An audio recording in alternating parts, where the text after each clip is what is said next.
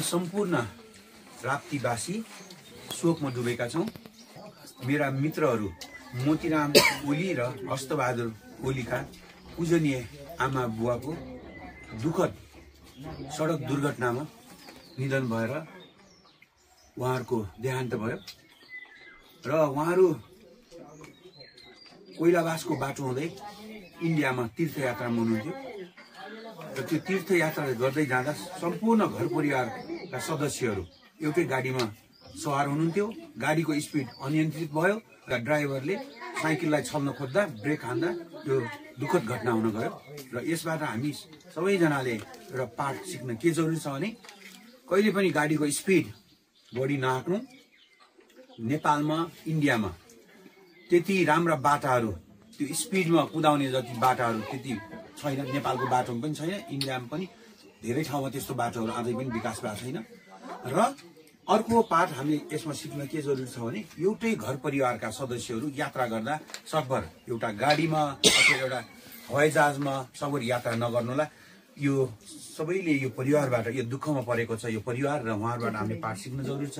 र यति बेला मोतीरामजी लगायत सम्पूर्ण परिवारजनलाई पर्न गएको दुःखमा हामी सम्पूर्ण तुलसीपुरवासी हामी सम्पूर्ण राप्तीवासी दुःखमा छौं र हजुरहरूको साथमा छौं। अहिले हामीहरू सधैँ नै हजुरहरूको साथमा रहनेछौँ र आमा र बुवा जसले हामीलाई यो संसार देखाउनु भयो अहिले उहाँहरू हामी बीच हुनुहुँदैन। उहाँहरूको अभाव हजुरहरूलाई जिन्दगीभर खट्किरहनेछ। तर हजुरहरूको साथमा आमा बुवा नभए पनि हामीहरू हजुरको साथमा जहिले पनि सँगसँगै छौं। पूजनीय आमा र बुवाको स्वर्गमा बास होस्। पवित्र तीर्थयात्रामा जानुभएको थियो। हाम्रो उद्देश्य भनेकै भगवानलाई दर्शन गर्न जानु थियो र भगवानले जहिले पनि प्यारो मान्छेलाई चाँडी लिएर जानुहुन्छ र उहाँहरू भगवानको प्यारो हुँदो रहेछ। स्वर्गमा जानुभएको छ उहाँहरूको स्वर्गमा बास होस्, यही हाम्रो कामना छ। हामी नेपाली जहाँ छरेर बसे पनि हाम्रो सबैको मन एउटै हुन्छ। दुःख परेको बेलामा एउटाले अर्कालाई हामीले साथ दिनेछ र लखनऊको घटनामा पनि धेरै नेपालीहरू त्यहाँ जोडिनु भएको थियो। मलाई फोन गर्दै हामीले के सहयोग गर्ने कहाँनिर गर्ने भन्दै सबैजनाले एकदम त्यसमा चाहिँ सहयोग गर्नुभएको छ र उहाँहरूलाई पनि हामीले धन्यवाद दिनुपर्छ। नेपालीहरू पनि हुनुहुन्थ्यो र इन्डियन दाजुभाइ पनि जोडिनु भएको थियो, उहाँहरूले पनि धेरै सहयोग गर्नुभएको छ। पछि त हामीले रोक्नै पर्यो धेरै, कति धेरै भिड भएको 50-60 जना हामीलाई चाहियो 5 जना मात्र। त्यसपछि डाक्टर साहबले कता कता फोन गर्नु अनि धेरै आउनुभयो धेरै। यस्तो दुःखद घटना कसैको घरमा कुनै पनि मानव जातिको घरमा नपरोस्, यही नै हाम्रो कामना छ है मोतीरामजी। परिवारका करिब 8 सदस्यहरू थियो। बुवा आमा म 2 दिदीहरू अनि भिनाजु अनि मामा भाइजू लगायत 8 जना थियो।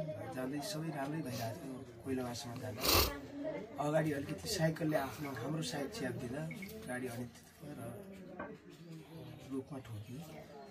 अनि त्यसबाट मामा आमा बुवा ड्राइभर लगायत 4 जनाको दुःखद निधन भयो। र त्यसपछि उपचारको क्रममा अगाडि जाँदा लखनऊसम्म पुग्ने त्यहाँ जाँदा डाक्टर किशोरले जसरी टाइममा अपडेट भएर धेरैभन्दा धेरै सहयोग गर्नु उपचारका क्रममा पनि। र त्यसपछि उपचारपछि जो बुवाको अन्तिम चाहिँ उपचार सम्भव भएन, उहाँको चाहिँ अन्तिम सास लिनुभयो, देहान्त भयो। त्यसपछि पनि त्यो मुचुल्का कार्य सब पोस्टमार्टम अहिले अत्यन्त 10-10 मिनटमा 5-5 मिनटमा अपडेट भएर जसरी सहयोग गर्नुभयो त्यसको लागि हाम्रो परिवारको तर्फबाट उहाँ लगायत सम्पूर्ण जति पनि सहयोग गर्नु उहाँहरू सबैलाई हार्दिक आभार कृतज्ञता व्यक्त गर्छ। उहाँहरू बुवा आमाको पहिलेदेखिको चाहना थियो सँगै। हामीले त अब सामान्य रूपमा सोच्थ्यौँ हामी सँगै मर्छौँ, अब यस्तै चाहिँ हामी एकले अर्कालाई छोड्न सक्दैनौँ भन्ने उहाँहरूको चाहना थियो। अहिले त्यो पुष्टि भएपछि हामी अलिक सिरियस भयौँ।